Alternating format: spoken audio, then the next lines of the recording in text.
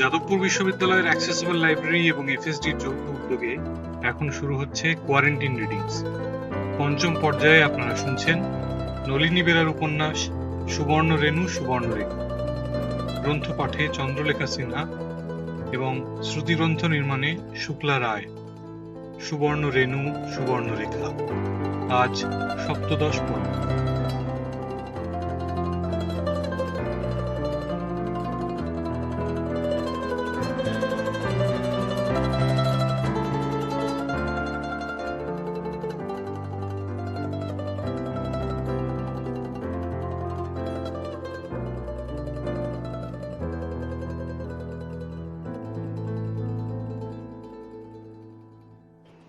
সপ্তদশ অধ্যায়ের শেষাংশ। পৃষ্ঠা 228। কুন্তীর দয়ায় যুধিষ্ঠিরের অভয়দানে ভীমেলয়ে হিড়িম্বা চলিল ততক্ষণে। শূন্য পথে লইয়া চলিল নিশাচরী, নানা বন উপবন ক্রমে ক্রীড়া করি। শেষমেশ আজকেরই খড়গপুরে এই হিড়িম্বা ডাঙায় শেষ জীবনটা কাটিয়ে গিয়েছিলেন কি সেই যুগের হিড়িম্বা। বাতিল কামরার হদিশ যাহোক পাওয়া গেল। বোগদার উত্তর পূর্ব কোণে বিস্তৃত রেল লাইনের উপান্তে ঈষৎ ঢাল খাওয়া একটা রেলগাড়ির 10-12টা বগি কে জানে কতকাল রোদে বৃষ্টিতে পড়ে আছে। চাকায় গায়ে জং ধরে একসা। বর্গির মাথায় কয়েকটা কাক মজলিস বসিয়ে দেদার ডেকে যাচ্ছে। সন্ধ্যা প্রায় আসন্ন। বাতিল কামরাগুলোর দিকে দৌড়ে যাচ্ছিলাম। ছোট কাকাই খপ করে হাত ধরে বললেন, দাঁড়া, ওখানে যেতে গেলেও টিকিট লাগবে। টিকিট? এ যেন সেই দেখনেওয়ালা আদানা, হাত ছোঁয়ানেওয়ালা একানা, চড়নেওয়ালা দুয়ানার মতো। কে জানে এখানে বাতিল কামরাগুলোর কাছে যেতেই এখন কয়ানা লাগবে। ছুটোছুটি করে আমরা অল্প দামের দুখানা প্ল্যাটফর্ম টিকিট কাটলাম। এই টিকিটেই নাকি এখানে যতক্ষণ খুশি থাকা যায়, এমনকি রাতটুকুও কাটানো যায়। এতক্ষণে আমাদের ছোট কাকার মুখে হাসি ফুটলো, গুনগুন করে গানও এসে গেল। জীবনটা ভাই রেলের গাড়ি, আমরা সবাই যাত্রী। অদূরে স্টেশনের প্ল্যাটফর্মে সত্যিকারের ট্রেন যাত্রীরা ব্যস্ত সমস্ত হয়ে হাঁটাহাঁটি করছে। কেউ বা গাঁটরি গুটরি নিয়ে বসে আছে সিমেন্টের বাঁধানো বেঞ্চিতে। ট্রেন আসছে হুইসেল বাজিয়ে, ট্রেন যাচ্ছেও একটানা হর্ন বাজাতে বাজাতে। যার যে ট্রেনে ওঠার দরকার সে সেই ট্রেনেই উঠছে, কেউ আর বেভুলেও ভুল ট্রেনে উঠছে না, দেখো তো তাই মনে হচ্ছে। আর কত রকম ট্রেন গাড়ি তো দেখলাম, বাষ্প চালিত, বিদ্যুৎ চালিত, ডিজেল চালিত, কিন্তু কোন গাড়ি কিসে চলছে তা আলাদা করে চিনিয়ে দেওয়ার লোক ছিল না। সঙ্গে 9 পাস কেবলমাত্র আমাদের ছোট কাকা একসময় আঙুল উঁচিয়ে একটা ট্রেন দেখিয়ে আমাকে বললেন, ওই রকম একটা ট্রেনে চড়িয়ে আমি পাঁশকুড়া যাই 108টা পদ্ম আনতে। ট্রেনটা কারেন্টে চলে। তখন একটা অন্ধ ভিখারিকে এই গানটা গাইতে শুনেছিলাম। পথের ক্লান্তি ভুলে বলো মা কবে শীতল হব, কত দূর আর কত দূর, আধারে ভ্রুকুটিতে ভয় নাই, তোমার চরণে মাগো পাবো ঠাঁই। গান থামিয়ে খানিক নিস্তব্ধ উৎকণ্ঠ হয়ে থাকলেন ছোট কাকা। তারপর একসময় উল্লসিত হয়ে বলে উঠলেন, ওই শোন, কত দূর আর কত দূর, পথের ক্লান্তি ভুলে, ওই দেখ সেই লোকটাই গাইছে। ছোট কাকার আঙুল বরাবর চোখ রেখে দেখলাম একটা উলুরি ঝুলুরি চুলে ছোট্ট মেয়ের হাত ধরে, কাঁধে ঝুলি, পরনে ডোরাকাটা লুঙ্গি একটা লোক। লোকটা বোধহয় অন্ধ। প্ল্যাটফর্মের ওপর দিয়ে হেঁটে চলেছেন ট্রেনের দিকে। পশ্চিমের অস্তগামী রৌদ্র তাদের উপর প্রতিফলিত হয়ে পূর্ব দিকে লম্বা ছায়া ফেলেছে। সে ছায়া বোধ করে আমাদের গায়ের উপরও এসে পড়েছে। পথের ক্লান্তি ভুলে কে জানে তারা কত দূরে চলেছে। পৃষ্ঠা 229। আমরা বাতিল ও পরিত্যক্ত কামরাগুলোর কাছাকাছি উপস্থিত হলাম। ছোট কাকার মনে হয়তো তখনও পথের ক্লান্তি ভুলে বলমা কবে শীতল হব, কিন্তু আমি কান খাড়া করে আছি, কখন ছিনব। বাড়িপাদা শহরে গাড়ি চলে রগড়ে, দাদা গো দিদি গো চলো যাবো টাটা নগরে। আমাদের ছোট পিসিমা এই গানটাই সচরাচর বেশি বেশি করে গেয়ে থাকেন কিনা। হয়তো তার মনে রগড়ের মোটর গাড়ি চাপতে টাটানগরে যাবার অবদমিত ইচ্ছা সতত ক্রিয়াশীল। টাটানগরে না গিয়ে তিনি বেভুলে এসে পড়েছেন খড়গপুরে।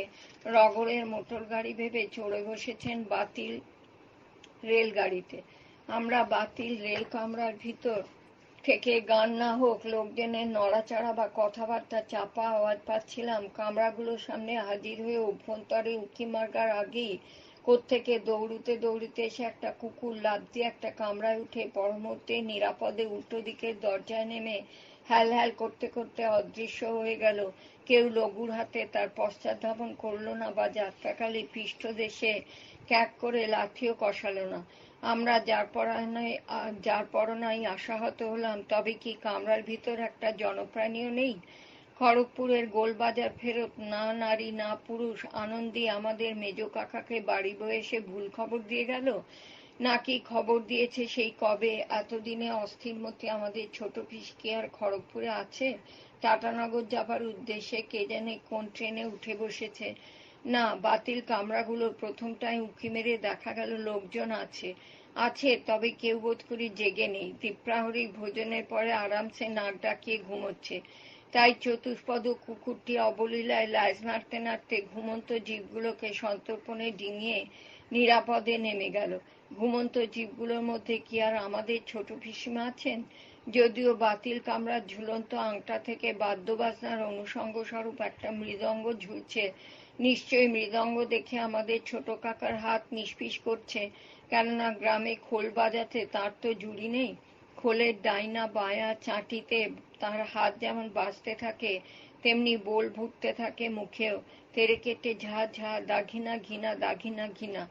আমরা অতি দ্রুততার সঙ্গে স্থানান্তরে গমন করে দ্বিতীয় বগিতে উঁকি মেরে দেখলাম কামরাটিতে কিছু পোঁটলা পুঁটলি স্তূপাকারে রাখা, তার খাঁজে ভাঁজে প্রথম কামরার অনুরূপ কিছু লোক, কেউ বা পা ছড়িয়ে, কেউ বা পা মাথা প্রায় এক করে কুকুর কুণ্ডলী হয়ে শুয়ে আছে। কেবলমাত্র একজনই, যে কিনা কামরার পূর্ব পার্শ্বস্থ দরজায় পা ঝুলিয়ে বসে দরজার মধ্যস্থিত দণ্ডায়মান হাতলে হাত রেখে দোদুল্যমান একটানা গেয়ে চলেছে। তার মুখ দেখা যাচ্ছে না, কারণ সে আমাদের দিকে পিঠ রেখে বসে, তার মাথার চুলগুলি ছোট করে ছাঁটা, অবিকল আমাদের ছোট পিসিমার গায়ের রং। আমিও ছোট কাকা দুজনেই উৎকর্ণ হয়ে গান শুনছি। এই বুঝি শুনবো বাড়িপাদা শহরে গাড়ি চলে রগড়ে? না, অন্য কি যেন দুর্বোধ্য শুনছি। পূব পরদি পৈরত গাঢ়ত পানি নিব্বার লাই। যার পরনাই বিরক্ত হয়ে ছোট কাকা চেঁচিয়ে বলে উঠলেন, যত সব জার্মান পার্টি। পৃষ্ঠা 230। Russia, America, Germany, Great Britain সে তো অনেক দূরের ব্যাপার, আর তাদের অধিবাসীদের গায়ের রঙও তো সাদা ধবধবে ফর্সা। এই সমস্ত কালো কুলো ময়লা কাপড় পরিহিত মানুষজন জার্মান পার্টি হলো কি করে? ছোট কাকাকে জিজ্ঞাসা করলাম, ছোটকা, জার্মান পার্টি কেন বলছেন? ওরা কি খোদ জার্মানি থেকে এসেছেন? ধুর বোকা, জার্মানি কেন হবে? ওরা এসেছে ইস্ট পাকিস্তান থেকে। ওই যেখানে এখন তুমুল যুদ্ধ টুদ্ধ চলছে, ওরা সব রিফিউজি। কথা শুনে বুঝতে পারছিস না কিরম ফৈরত গারত মারত করছে? আমাদের স্কুলের কেমিস্ট্রির স্যার নকুলচন্দ্র সিংহ রায় ভারতের স্বাধীনতার পরে পরই এদেশে এসেছেন। রোহিণী চৌধুরানী রুক্মিণী দেবী হাই স্কুলে মাস্টারি করছেন 9 করে 22 বছর। আগে ভূগোল পড়াতেন। হায়ার সেকেন্ডারি সায়েন্স শুরু হওয়ার পর থেকেই কেমিস্ট্রি। 2 আঙুলের মাঝখানে চক পেন্সিল ধরে ব্ল্যাকবোর্ডের ওপর যখন অবলীলায় লিখে চলেন রাসায়নিক সমীকরণ 4HCl plus MnO2 is equal to MnCl2 plus C12 plus 2H2O কিংবা MgCO3 plus 2HCl is equal to MgCl2 plus CO2 plus H2O। তখন কিন্তু একবারের জন্য তার মুখ থেকে বাংলা ভাষা শুনিনি। পারতপক্ষে তিনি সংযত হয়ে দেশের বাংলা ভাষাতেই কথা বলতেন। দৈবাৎ একবারই সঙ্গে কি যৌগে স্কুল ল্যাবরেটরিতে বিক্রিয়া ঘটাতে গিয়ে বিস্ফোরণ ঘটে গিয়েছিল ভয়ঙ্কর। তখন ভয়ার্ত মাস্টারমশাইয়ের মুখ থেকে স্বতঃস্ফূর্ত বেরিয়ে এসেছিল, অয় নলিনা, নিউটনের পোয়া একখান হাইড্রোজেন বোমা নো বানাই ফেলাইলি, যার আওয়াজ আর স্কুল বাড়ি ফাডি জারগই। পরমুহূর্তে শুদ্ধ নিয়ে শুদ্ধ বাংলায় বলেছিলেন, একটা আস্ত হাইড্রোজেন বোমায় বানিয়ে ফেলেছিস নাকি, যার বিস্ফোরণে ল্যাবরেটরি আর একটু হলে গোটা স্কুল বাড়িটাই ফেটে চৌচির হয়ে যেত। আমার বুকটা এখনো ধরফর করছে মাই বয়। সেই শুনেছিলাম জারগই মার্গই এক্কান দুক্কান। শুধু কি আমি, গোটা স্কুলময় জেনে গিয়েছিল সে কথা। এখনো ওই নলিন না বলে শুরু করা সেন্টেন্সটা অনেকেরই মুখস্থ। আমাদের চাপা স্বরে ফিসফিসানি কথা শুনে মেয়েটা ঘুরে তাকালো। তাকানো মাত্রই মনে হলো অবিকল আমাদের ছোট পিসিমার মুখ, তবে ঠিক এখনকার নয়, যেন তার যৌবন বেলা। পাড়রা চুল, ফর্সা মুখাবয়ব, দন্তভাগ সামান্য উঁচু, আমাদের দিকে ফ্যাল ফ্যাল করে তাকিয়ে থাকলো। ইত্যবসরে জনৈকা বৃদ্ধা, মাথা ন্যাড়া, নাকে কপালে রসকলি আঁকা, কাপড়ে পুঁটলির গাদা থেকে উঠে বসে জিজ্ঞাসা করলেন, হিবা কন? মেয়েটি উত্তর দিল, আই বুঝিত নো পারির। বলি পুনরায় সে তার গানেই মন দিল। পুপর্দি ফৈরত গারদ পানি নিবার লাই। গানের কি মানে, কি সুর আমরাই কি বুঝতে পারছি? আচমকা কামরার ভিতরে ঘুমন্ত পুরুষগুলো ঝুপঝুপ করে উঠে পড়লো, যেন ঘরে ডাকাত পড়েছে এমনি ভাবে আমাদের ঘিরে ধরলো। তারা তাদের ভাষায় কথা বলছে, আমরা আমাদের ভাষায় কথা বলছি। কথা বলা বলিতে ভাষার বেশ একটা জগা খিচুড়ি তৈরি হচ্ছে। তোয়ার লাই, কিয়র লাই, নাউট্টা পোয়া, মাইয়া পোয়া, বাচু ইদ্দার পোয়া, আড়ার, হিতারার ইত্যাদি শব্দগুলো পরস্পর ঠোকাঠুকি করছে। পৃষ্ঠা 231। আমাদের প্রায় অনেকটা সময় লাগলো তাদের বোঝাতে যে আমরা চোর ডাকাত নই। আমরা এসেছি পরিত্যক্ত রেলগাড়ির বাতিল কামরায় নৃত্যরতা পাগড়ির অনুসন্ধানে। শোনা মাত্রই তোরা মারে মা বলে হাহুতাশ করলো। একজন প্রৌঢ়া তো আমার থুতনি নেড়ে দিয়ে বললেন, অবা আঁরা ব্যাগুনে তো পাগলই জারগই আড়ারে পছন্দ নই। ছোট কাকার কি হয়েছিল বলতে পারি না, গোটা দলটাকে কিন্তু আমার খুব পছন্দ হয়েছিল। মনে হচ্ছে কথা বলতে বলতেই তারা হাসছে, হাসতে হাসতেই তারা কাঁদছে, কাঁদতে কাঁদতেই তারা গীতও গাইছে সুর করে। তাদের ভাষার গীত আমরা বুঝতে পারছি না। এই যেমন পরদি ফৈরত গারদ পানি নিবার লাইন। কে জানে কি তার অর্থ? শুধু কি গান? তারা যখন নিজেদের ভিতর নিজেদের ভাষায় কথা বলছে, তখন কার সাধ্য তার অর্থোদ্ধার করে? পরস্পর প্রেম মধুর কথা বললেও মনে হবে দুটো রাগী হুলো বিড়াল গায়ে রোঁয়া ফুলিয়ে ঝগড়া করছে। বাপ 14 পুরুষের ভিটামাটি ছাড়া হয়ে তারা এদেশে এসে বাতিল ট্রেনের কামরায় ব্যস্ত সংসার পেতেছে। প্রেম, বিরহ, সুখ, দুঃখ, হাসি, কান্না, রাগ, বিরাগ কামরার ভিতর সব হয়ে আছে একাকার। এর মধ্যে মাটির টব থেকে লাউয়ের চারা লতিয়ে কামরার ছাদের ওপর উঁকি মারছে। শুধু কি লাউয়ের চারা, টবের ভিতর শোভা পাচ্ছে তুলসী গাছও। তুলসী গাছ সকাল সন্ধ্যায় নিয়মিত ফুল জলও পড়ছে। ওই তো ঝুলে আছে গাছের ওপর শুকনো বাসি বেলফুলের মালা। পরে তো পড়বই। সামান্য একটা তুলসী গাছকে নিয়ে কত কাণ্ড। কি দেখছো? মোদাব্বের হুঙ্কার দিয়ে ওঠে, বলছি না উপড়ে ফেলো। কেউ নড়ে না। হিন্দু রীতিনীতি এদের তেমন ভালো করে জানা নাই, তবু কোথাও শুনেছে যে হিন্দু বাড়িতে প্রতি দিনান্তে গৃহকর্ত্রী তুলসী গাছের তলে সান্ধ্য প্রদীপ জ্বালায়, গলায় আঁচল দিয়ে প্রণাম করে। আজ যে তুলসী গাছের তলে ঘাস গজিয়ে উঠেছে, সে পরিত্যক্ত তুলসী গাছের তলেও প্রতি সন্ধ্যায় কেউ প্রদীপ দিত। আকাশে যখন সন্ধ্যা তারা বলিষ্ঠ একাকিত্ব উজ্জ্বল হয়ে উঠত, তখন ঘনায়মান ছায়ার মধ্যে আনত সিঁদুরের নীরব রক্তাক্ত স্পর্শে একটি শান্ত শীতল প্রদীপ জ্বলে উঠত প্রতিদিন। ঘরে দুর্দিনের ঝড় এসেছে, হয়তো কারোর জীবন প্রদীপ নিভে গেছে, আবার হাসি আনন্দের ফোয়ারাও ছুটেছে সুখ সময়। কিন্তু এই প্রদীপ দেওয়া অনুষ্ঠান একদিনের জন্য বন্ধ থাকে নয়। সন্ধ্যা আসন্ন, আশপাশের রেলইয়ার্ডের ধূলিধূসরিত ঝোপঝাড়েও পাকপাখালির কলকাকলি ক্রমবর্ধমান। তার সঙ্গে মাঝে মাঝে রেলগাড়ির উচ্চকিত হর্ন কেমন বেসুরো ঠেকছে। তদুপরি ইঞ্জিন শান্টিং এর একটানা ঘ্যাঁস ঘ্যাঁস, ঝকঝক ধকধক আওয়াজ। তার মধ্যেই শাঁখে ফুঁ পড়ল, একবার নয় 3 বার। সেই টবের তুলসী তলায় কেউ একজন বধূ খুঁটে চাবির গোছা বাঁধা শাড়ির আঁচলা গলায় জড়িয়ে শাঁখে ফুঁ দিচ্ছে। এমন সময় ছেলেটা এলো, এক বজ্ঞা ঘাড় উঁচিয়ে আস্ফালন করছে। আই আর তৃষ্ণাত ব্র্যাকেটে স্টেশনে মুঠ বহনের কাম নো গইজাম। আজিয়া এক হালায় টিয়া পয়সা নদী আরে খুব অপমান গইছে। নাকে কপালে রসকলি আঁকা সেই বৃদ্ধা তার গায়ে মাথায় হাত বুলোতে বুলোতে সস্নেহে জিজ্ঞাসা করলেন, হিবা কন অলৈক্ষার বাবাজি? ফুঁসতে ফুঁসতে ছেলেটি বলল, আই নো চিন্নি। পৃষ্ঠা 232। লেয়াপড়া জানা এদেশিয়া এককান লাটের বাট হইব, আয়ারে কানমুল্লা দি বিয়াজ্ঞিনে অপমান গইজ্যে, হিতারার হেই হাত আই ছেঁচি দিয়ম।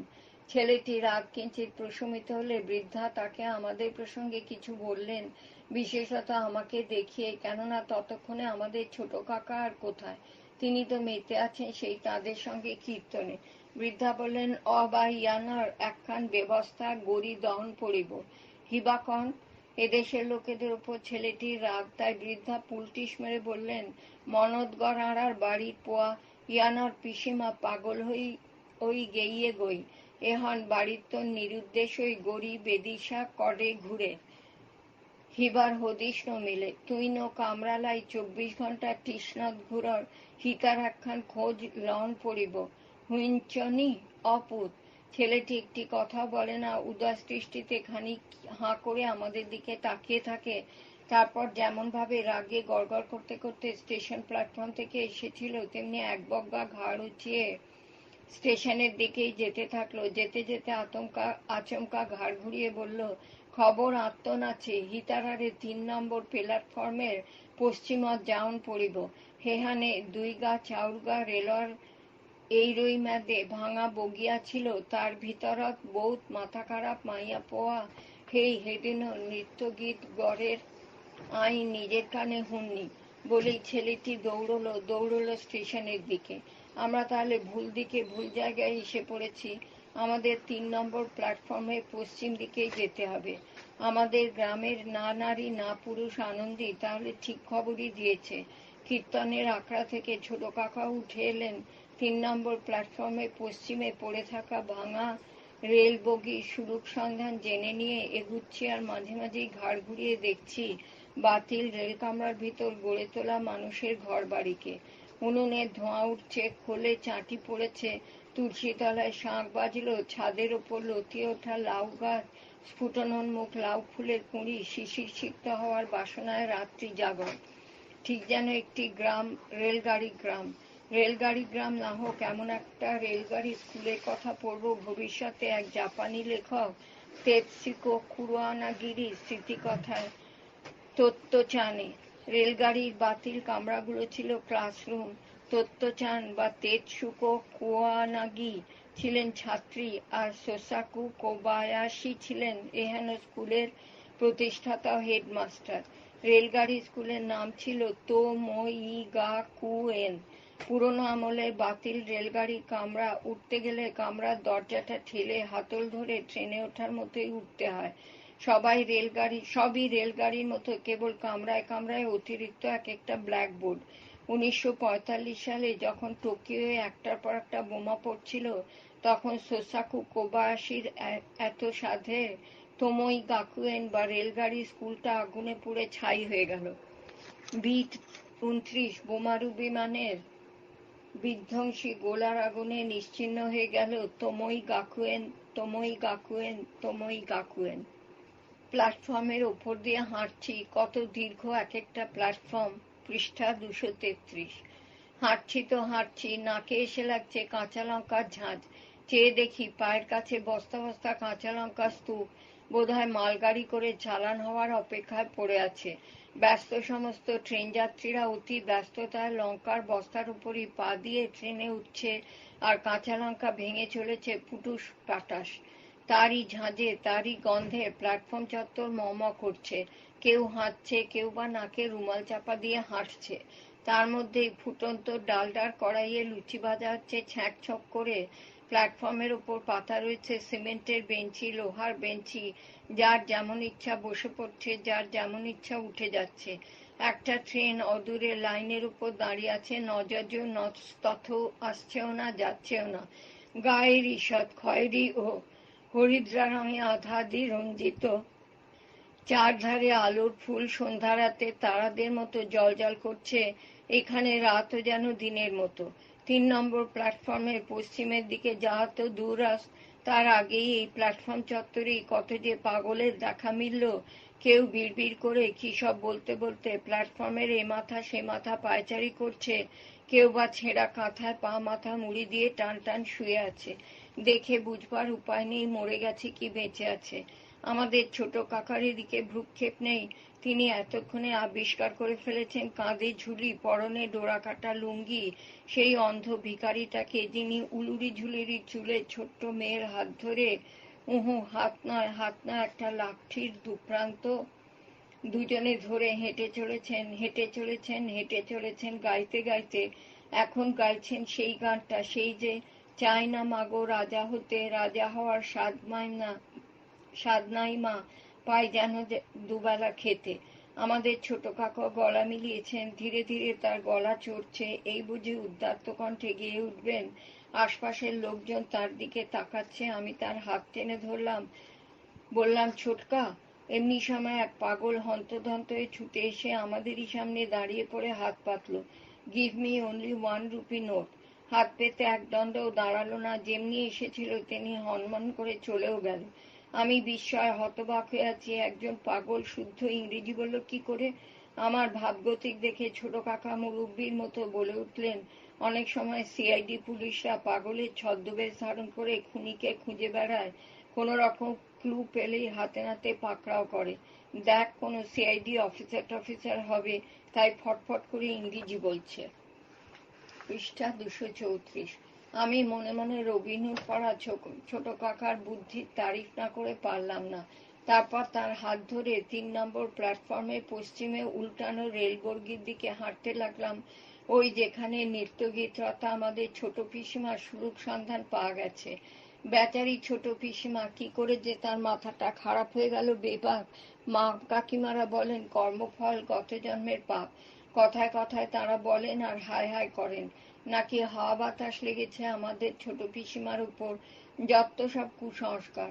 পরে তো মনোবিজ্ঞানীদের বইয়েই পড়ব কত কি কারণে মানুষ পাগল হয়, কত রকমের পাগল আছে, তার কত রকম নাম: নিউরোসিস, সাইকোসিস, schizophrenia, mania, epilepsy, hysteria, phobia, obsessive melancholia, sexual deviations, প্রায় 78 নাম। নাকি বংশে কেউ পাগল থাকলে জিনগত কারণে সে বংশের কেউ না কেউ পাগল হলেও হতে পারে। মাথা বা মস্তিষ্কের বৃদ্ধি ঠিকমতো না ঘটলে বা আঘাতজনিত কারণে মস্তিষ্কের স্ক্রু ঢিলে হয়ে গেলেও পাগল হয়। তারপর তো নানা রকম অশান্তি, কলহ, মৃত্যু ভয়ের আশঙ্কা থেকেও পাগল হয়ে যাবার সম্ভাবনা থেকেই যায়। তদুপরি ভয়ঙ্কর রাজনৈতিক সামাজিক পরিস্থিতি মাথার ঘিলু বা বায়োকেমিক্যাল সাবস্ট্যান্সগুলোকে ঘুলিয়েও দিতে পারে। আরও কত কি কারণে যে মানসিক ব্যাধি হতে পারে। ভবিষ্যতে আরব দেশের আভিসেনা নামের এক বিখ্যাত মুসলমান চিকিৎসকের গল্প পড়ব। এক রাজপুত্র বা শাহজাদা নিদারুণ ডিপ্রেশনে ভুগছিলেন, কিছুতেই নিরাময় হচ্ছিল না। তার কেবলই মনে হচ্ছিল সে নিজে একটা গরু, এই চড়ে বেড়াচ্ছেন, ঘাস খাচ্ছেন, খড় খাচ্ছেন, কিন্তু কেউ তাকে জবাই করে রান্না করে খাচ্ছে না কেন। তার ভারী অভিমান হলো, অপমান লাগলো। রাগে দুঃখে একদিন খাওয়া দাওয়াই ছেড়ে দিলেন তিনি। সামনে যাকে পেলেন তাকে ধরেই হাম্বা হাম্বা করে বলতে লাগলেন, এই যে হে, আমি একটা গরু, তোমরা আমাকে জবাই করে খাচ্ছ না কেন? অগত্যা তলব করা হলো মনোচিকিৎসক আভিসেনাকে। আভিসেনা শাহজাদার চিকিৎসা করতে সম্মত হলেন, কিন্তু একদিন গেল, দুদিন গেল, আভিসেনা আর আসেন না। এদিকে অনাহারে শাহজাদার শরীর ভেঙে পড়ছিল। অবশেষে আভিসেনা রোগীকে এত্তেলা পাঠালেন, কসাই ছুরি হাতে আসছে, তুমি প্রস্তুত হও, তোমাকে জবাই করে কাবাব বানানো হবে। সত্যি সত্যি চুরি হাতে একদিন ডাক্তার আভিসেনার আগমন ও হুঙ্কার, গরু কোথায়? এক্ষুনি তাকে হাজির করো, আমি নিজের হাতেই জবাই করে কাবাব বানাবো। শাহজাদাকে হাজির করা হলে তাঁর টেঙ্গি টিপে টুপে অর্থাৎ স্বাস্থ্য পরীক্ষা করে আভিসেনা মন্তব্য করলেন, এ হে, এটা একেবারে হাড় জিরজিরে রোগা, এখন একে কেটে কোনো পর্তা হবে না, ভালো মন্দ খেয়ে একটু মোটাসোটা হোক, তারপর না হয় দেখা যাবে। ডাক্তার আভিসেনার কথায় শাহজাদা উৎসাহিত হলেন, মোটা হওয়ার আকাঙ্ক্ষায় নানাবিধ পুষ্টিকর খাদ্য খেতে লাগলেন। তার মনের রোগও সেরে গেল। এই ছিল আভিসেনার আরবীয় সাইকোথেরাপি।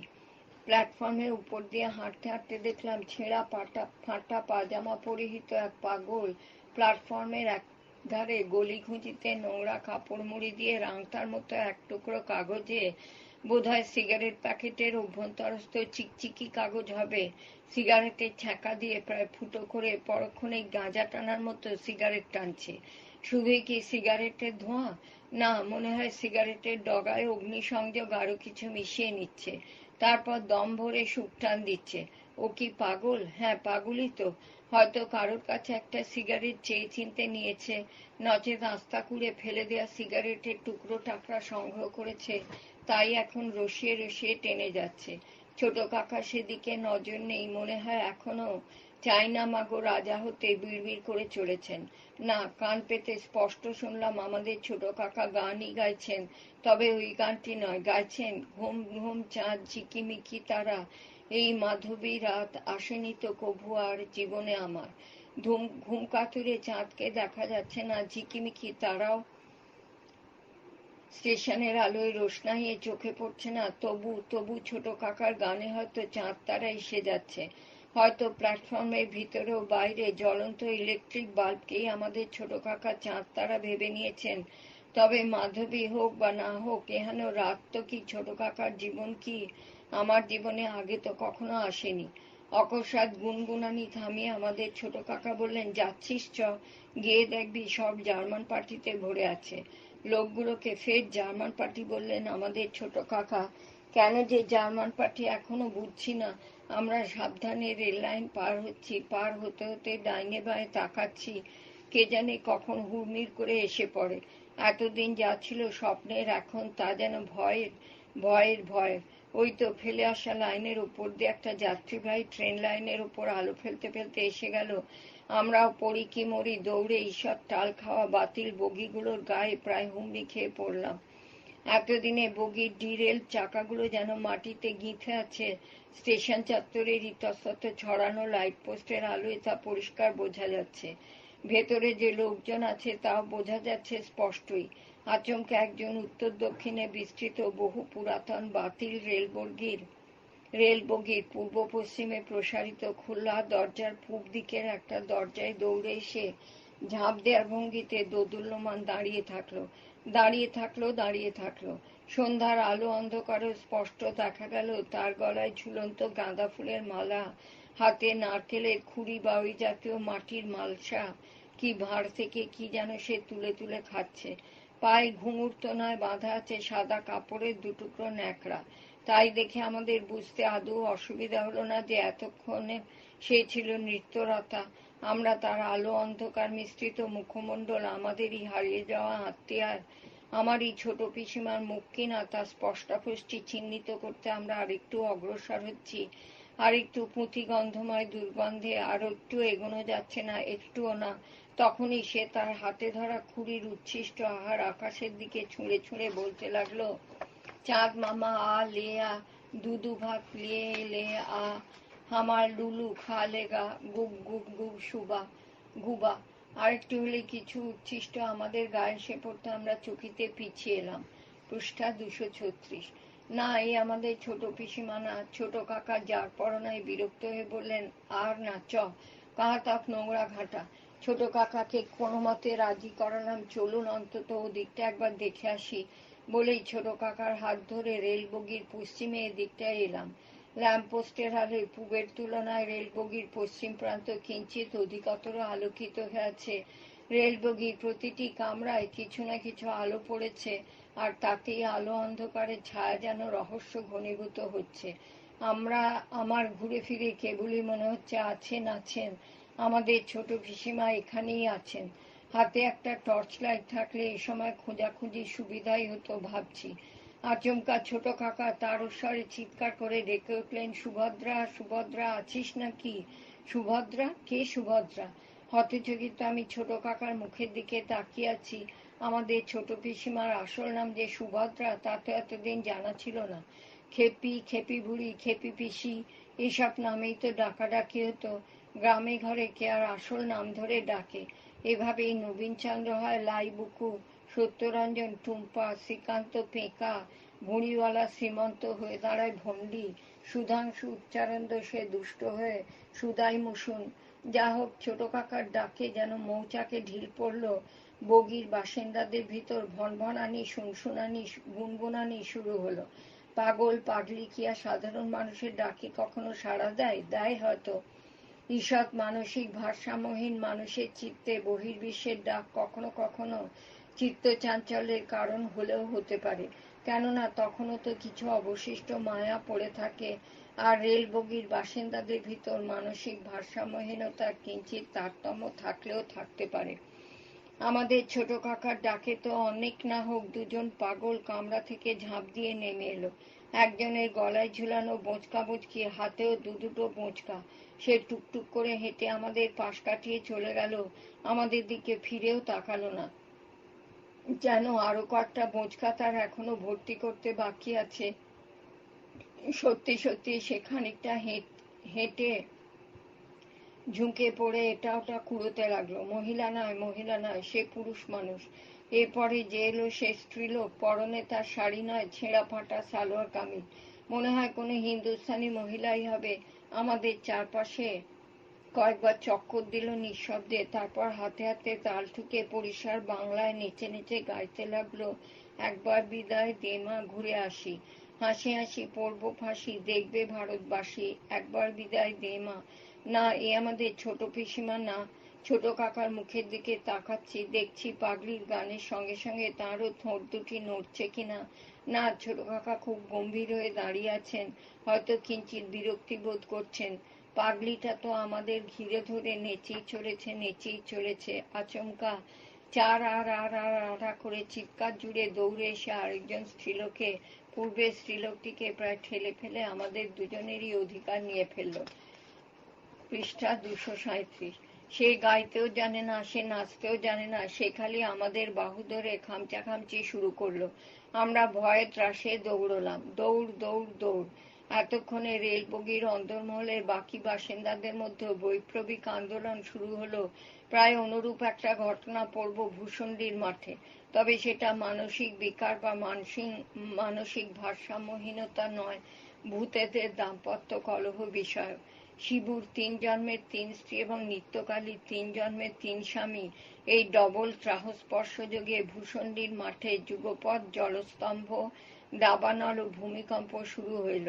ভূত প্রেত পিশাচ তাল বেতাল প্রভৃতি উপদেবতা যে যেখানে ছিল তামাশা দেখিতে আসিল।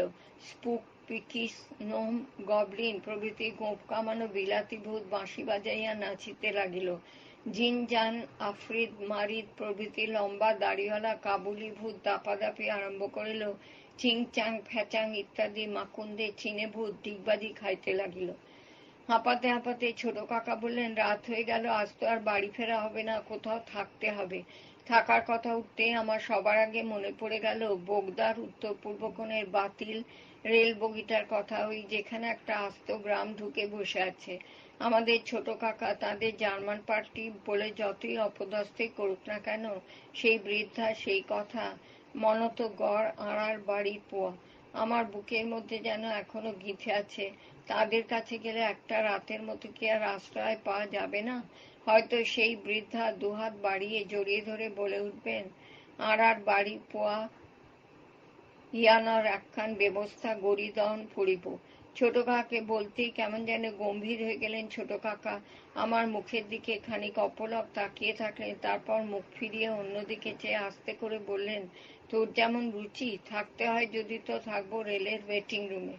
আমাদের ছোট কাকার গলার স্বরের এই আকস্মিক রস্যতার অর্থ আর কেউ না বুঝুক, আমি তো বুঝি।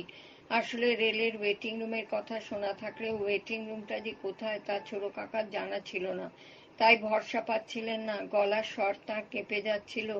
আপাতত আমরা 2 নং প্ল্যাটফর্মে একটা সিমেন্টের বেঞ্চিতে বসলাম। আমরা বসে আসছি পশ্চিমমুখ। প্ল্যাটফর্মে লোকজনের হাঁটাহাঁটির বিরাম নেই। তার মধ্যে ফুটন্ত তেলের কড়াইয়ে ময়দার লেচি পড়ে গন্ডায় গন্ডায় ফুলকো লুচি হচ্ছে। লোকজনও শালপাতার ঠোঙায় নিয়ে আলুর দম সহযোগে পেট পুড়ে খাচ্ছে।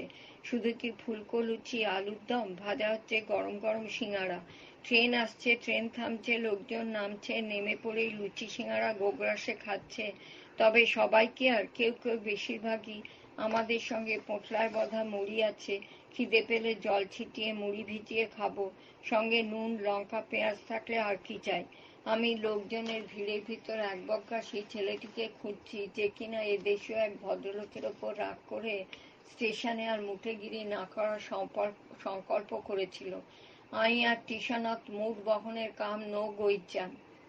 পৃষ্ঠা 238। রাগ পড়ে গেলে সে আবার মোট বহনের কাজে স্টেশনেই ফিরে এসেছিল, তাকে দেখা যাচ্ছে না। তবে কি সে আবার রাগ করে বাতিল ট্রেন কামরার গ্রামেই ফিরে গিয়েছে? হয়তো তাই, তাকে কোথাও দেখতে পাচ্ছি না। আমাদের ছোট কাকা খুবই উদ্বিগ্ন মুখে এদিক ওদিক তাকাচ্ছেন, বোধ করে এখনো মনে মনে খুঁজে চলেছেন রেলের ওয়েটিং রুমটা কোথায়, কোন দিকে। ব্যস্ত আছি খড়গপুর রেল স্টেশনের ব্যস্ত সমস্ত 2 নম্বর প্ল্যাটফর্মে বাঁধানো সিমেন্টের বেঞ্চিতে বসে। ওয়েটিং রুমের আর কি দরকার? না হয় রাত খুব গাঢ় হলে বেঞ্চির এধার ওধারে খুড়ো ভাইপোতে বাকি রাতটা যা তা করে গড়িয়ে নেব। বেঞ্চির আরো দাবিদার জুটে গেলে যদি হয় সুজন তেঁতুল পাতায় 9 জনের ফর্মুলা মেনে না হয় বসে থেকেই ভোর করে দেব রাতটা। শীতলামঙ্গল কি বাঘাম্বরপালা যাত্রা দেখতে গিয়ে এমনই তো কতই ঘটেছে। সারা রাত চোখের পাতা এক করিনি। এখন তো একরকম যাত্রাই দেখছি। যাত্রা না, ওই তো এতক্ষণ পাগলের অভিনয় দেখতে কোথা থেকে কোথায় না গিয়েছি। এখন দেখছি ট্রেন যাত্রা। ট্রেন প্ল্যাটফর্ম ছেড়ে রওনা দিল, তার মানে যাত্রা শুরু হলো। ট্রেন এসে প্ল্যাটফর্মে থামলো, তার মানে যাত্রা শেষ হলো। যারা ফুটন্ত তেলের কড়াইয়ে সিঙ্গারা ভাজছে, লুচি ভাজছে, আর যারা গোগ্রাসে খাচ্ছে, তারাও এই যাত্রার কুশীলব। ওই যারা চায়ের কেটলি হাতে চায় গরম হাঁকছে, ক্যালা ক্যালা বলে চিৎকার করে সিঙ্গাপুরি কলা বেচছে, তারাও যাত্রার পাট নিয়েছে। আমাদের ছোট কাকার প্রিয় পরিচিত অন্ধ ভিখারি ও তার সঙ্গী উলুরি ঝুলুরি চুলের ছোট্ট মেয়েটা যেন এই যাত্রাপালার বিবেকের রোল করছে। পরে তো যাত্রার কত রকম অর্থ, তার প্রয়োগ দেখব। গমন, প্রস্থান, প্রয়াণ। মার্গশীর্ষে শুভে মাসি ইয়াত্রাং মহীপতি। মনুসংহিতা 7.182। ইয়াত্রা মাত্রাং চ ভুঞ্জিত কেবলং প্রাণোধারণম। মহাভারত 14.46.23। यात्रा भीरनु रूपा भीरनु ग्राहा हितास्तया। महाभारत 14.5.43। यात्रा सबे संगति ব্র্যাকেটে নাশস্য হেতু স্ত্রিয়া হিতোপদেশ। এ পর্যন্ত আমরাও যাত্রায় অভিনয় করে চলেছি। এখন তো নেই, এখন তো এই কে জানে অদূর ভবিষ্যতে আরো কি অভিনয় করতে হবে। মনে পড়লো বাড়ির কথা, ঘরের কথা। মা কাকিরা, জটিয়া, বাঘাম্বররা নিশ্চিন্ত হয়ে আছেন বা আছে যে এতক্ষণে আমরা ছোট পিসিমাকে হাতে নাতে ধরে ফেলেছি। যা হোক করে তাকে বুঝিয়ে সুঝিয়ে গৃহাভিমুখে নিয়ে চলেছি। গ্রামে ঘরে বয়ার কাড়াকে দড়িতে বেঁধে ছেড়ে যেভাবে নিয়ে যায়। তল্লাটের নামজাদা কোবরেজ আমাদের মেজো কাকারও কি তাই বিশ্বাস? না, মনে হয়। অত সহজে নিশ্চিন্ত হওয়ার মানুষই নন আমাদের মেজো কাকা। মুচকি মুচকি হাসছেন, আর তার ওই হাসিটাই বুঝিয়ে দিচ্ছে আমাদের এবারের অভিযানের ব্যর্থতা ব্যর্থতা ব্যর্থতা। তবে হ্যাঁ, মা কাকিমা ভাবছেন, জটিয়া, বাঘাম্বর সহ অন্যান্যরা ভাবছে, খড়গপুরে এসে না জানি আমরা কত বিচিত্র ট্রেন গাড়ি চড়ে বেড়াচ্ছি। ট্রেনে চড়ে হিল্লি দিল্লি না যাই, অন্তত একবারের জন্য হলেও গাড়িতে উঠে বা পাদানিতে পা রেখেই নেমে পড়ছি। উঠছি নামছি, উঠছি নামছি। পৃষ্ঠা 239। এহেন ভাবনার মধ্যেই একটা লোকাল ট্রেন এসে গেল। হুড় হুড় করে লোকজন নামলো, মুহূর্তে ফাঁকা হয়ে গেল ট্রেনটা। এই যে এলো, এই মুহূর্তে ট্রেনটা ছেড়ে যাবে না, কিছুক্ষণ আটকে থাকবে। নতুন যাত্রীরা উঠতে শুরু করেছে। মাইকে ঘোষণা হচ্ছে, এক কথা ইংরেজি বাংলা হিন্দিতে ঘন ঘন বলে চলেছে। ছোট কাকাকে কিছু না বলেই আচমকা এক ছুটে ট্রেনটায় উঠে পড়লাম।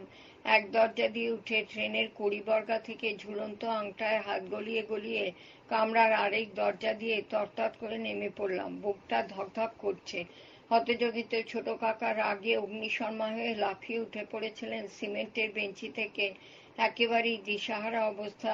পরক্ষণেই আমাকে সামনে উপস্থিত দেখে হাসতে হাসতে ফের ধপাস করে বসে পড়ে বললেন, ওহ এই। আমি বলি, আচ্ছা ট্রেনটা যদি ছেড়ে দিত?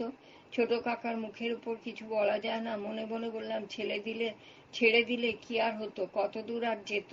ওই বড়জোর প্ল্যাটফর্মের ওমুড়ো পর্যন্ত তার মধ্যেই চলন্ত ট্রেন থেকে লাফ দিয়ে নেমে পড়তাম। ল অব ইনার্শিয়া, স্থিতি জড়তা, গতি জড়তা তো পড়াই আছে।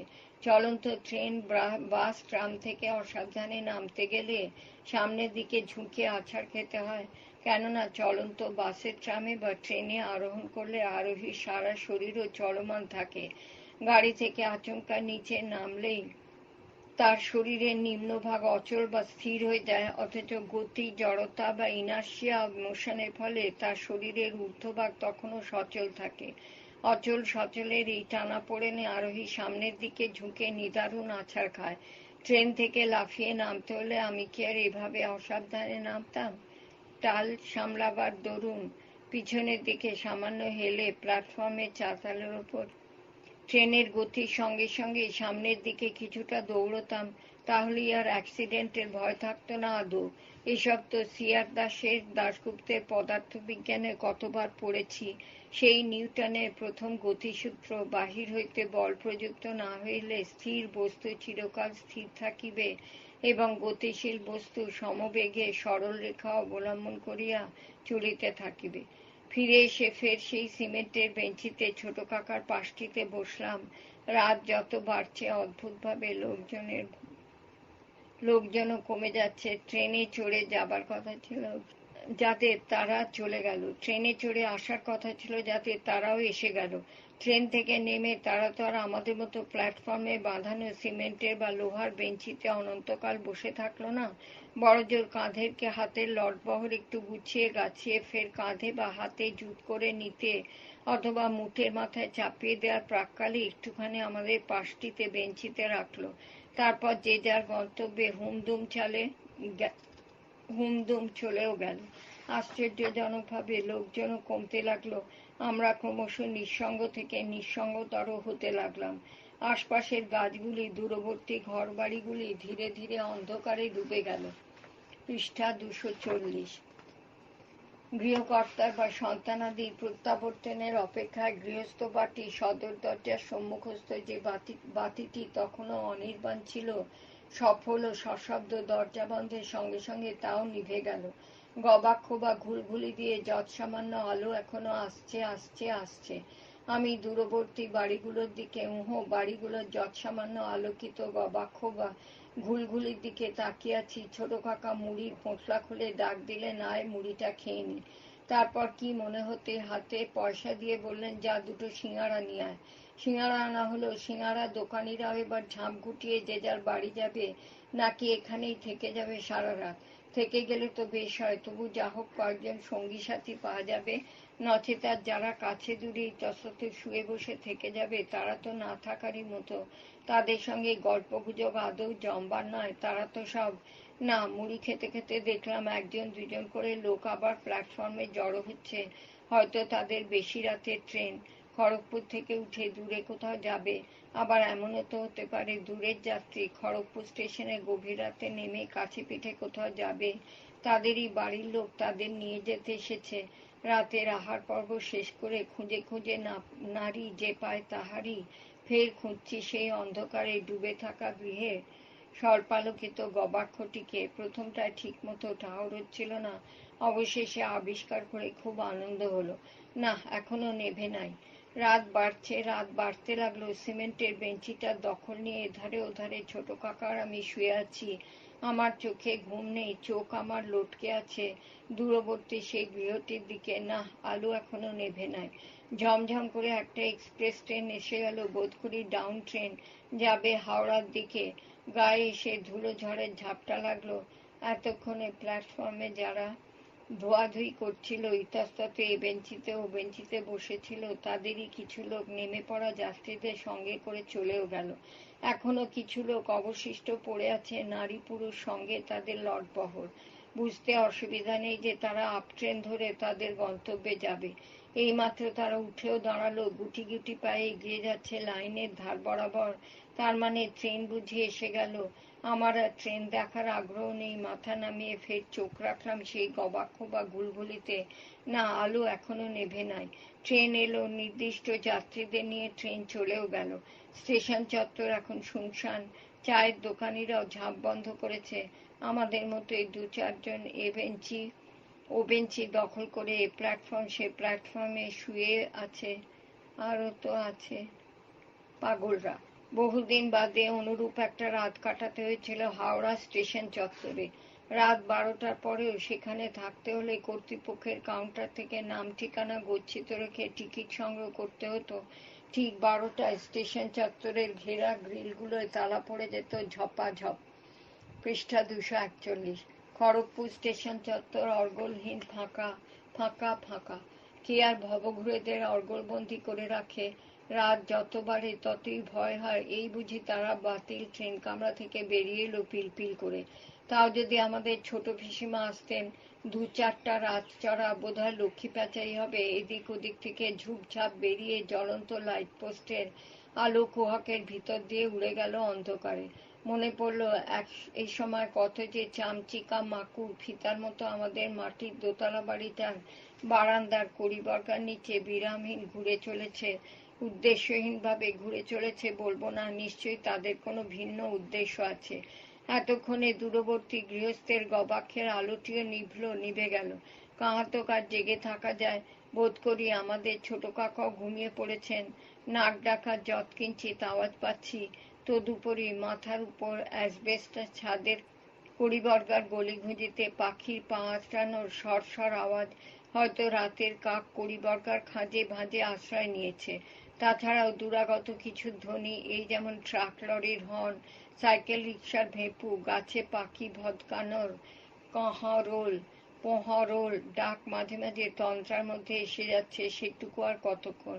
একসময় ঢলে পড়লাম ধুলমাদুল ঘুমে। কে যেন জামার হাতা ধরে টান দিচ্ছে, গায়ে চিমটি কাটছে। ছোট কাকা কি? সন্তর্পণে উঠে পড়লাম। না, ধারে কাছে কাউকেই তো দেখছি না। ফের ঘুমোবার উদ্যোগ করছি, লোকটা এলো। মুখে খোঁচা খোঁচা দাড়ি, হিলহিলে চেহারা। ফিসফিস করে বলল, जिससे तुम ढूंढ रहा हो उनको पत्ता हमारा पास में है, मिलने चाहिए तो आजा मेरा साथ आजा। যাবো কি যাবো না ভাবছি। লোকটা জানলো কি করে যে আমরা মানসিক ভারসাম্যহীন আমাদের ছোট পিসিমাকে খুঁজছি? তারপর মনে হলো বাতিল সে ট্রেনের বগি, সমস্ত প্ল্যাটফর্ম আর স্টেশন চত্বর সেই কখন থেকে ছোট পিসিমার সন্ধানে ঢুঁড়ে চলেছি। তাকে জিজ্ঞাসা করছি, লোকে তো জানবেই। সেভাবেই হয়তো এই লোকটাও জেনে ফেলেছে। তা বলে এত রাতে কেন? লোকটা পাগল নয় তো? কেমন খোঁচা খোঁচা দাড়ি, উস্কো খুস্কো চুল, পোশাক আশাকেরও তেমন ছিঁড়িছাড় নেই। আমাকে দোনামোনা করতে দেখে দাঁত বার করে হাসলো। কে তুঝকো ডর লাগতা? হ্যাঁ। আমি তেমন হিন্দি টিন্দি বুঝি না। ছোট কাকাকে ডাকবো কিনা ভাবছি। লোকটা আমার হাত ধরে হিড় করে টানতে টানতে নিয়ে চলল। আমিও মন্ত্রমুগ্ধের মতো হেঁটে চলেছি। বারেক হাত ছাড়াবার চেষ্টা করেছিলাম বইকি, কিন্তু লিকলিকে লোকটার হাতের জোর বড় কম ছিল না। পরে এই ঘটনার যৎকিঞ্চিৎ হলেও সাদৃশ্য পাব যখন পড়ব। কাপালিক নবকুমারের হস্ত ধারণ করিয়া লইয়া যাইতে লাগিল। মানুষঘাতী করস্পর্শে নবকুমারের শনির ধমনীর মধ্যে শতগুণ বেগে প্রভাবিত হল লুপ্ত সাহস পুনর্বার আসিল। কহিলেন, হস্ত ত্যাগ করুন। কাপালিক উত্তর করিল না। নবকুমার পুনরূপী জিজ্ঞাসা করিলেন, আমায় কোথায় লইয়া যাইতেছেন? কাপালিক কহিল, পূজাস্থানে। নবকুমার কহিলেন, কেন? কাপালিক কহিল, বধার্থ। পৃষ্ঠা 242। অতি তীব্র বেগে নবকুমার নিজ হস্ত টানিলেন। যে বলে তিনি হস্ত আকর্ষিত করিয়াছিলেন, তাহাতে সামান্য লোকে তাহার হাত ধরিয়া থাকিলে হস্ত রক্ষা করা দূরে থাকুক, বেগে ভূপতিত হইত। কিন্তু কাপালিকের অঙ্গমাত্র হেলিল না। নবকুমারের প্রকোষ্ঠ তাহার হস্তমধ্যেই রহিল। আরেকবার হাত ছাড়িয়ে নেবার চেষ্টা করতে লোকটা তার ডান হাতের মুঠোয় আমার হাতটা আরো শক্ত করে মুচড়ে ধরে বাম হাত জামার পকেটে ঢুকিয়ে অসাধারণ ক্ষিপ্রতা একটা চাকু বের করে আমাকে দেখিয়ে পরিষ্কার বাংলায় বলল, তোর কাছে টাকা কড়ি যা আছে চটপট দিয়ে ফেল, নচেত। বলেই সে আমাকে ছুরি দেখালো। আমার অন্ধকারেও মনে হলো ছুরি তো না, একটা সাদা রঙের পাখির পালক। তবু বাকরুদ্ধ আছি, মুখ দিয়ে একটা কথাও বেরোচ্ছে না।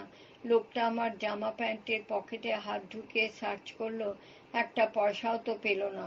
না পেয়ে আমার কপালে তার বুড়ো আঙুল ঠেকিয়ে সামান্য ঠেলা দিয়েই হনহন করে হাঁটতে লাগলো।